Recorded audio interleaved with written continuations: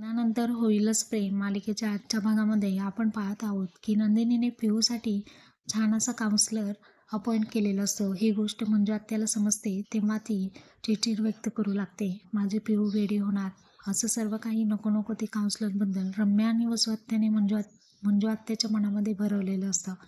त्यामुळे नंदिनीवरती चिडचिड करू लागते. मानिनीला म्हणते, बघ तुझ्या सुनेने काय केलेलं आहे. कोणाला न सांगता तिने काउन्सलर अपॉइंट केला. पिऊ ही आमची मुलगी आहे आणि आमचा पूर्णपणे अधिकार आहे.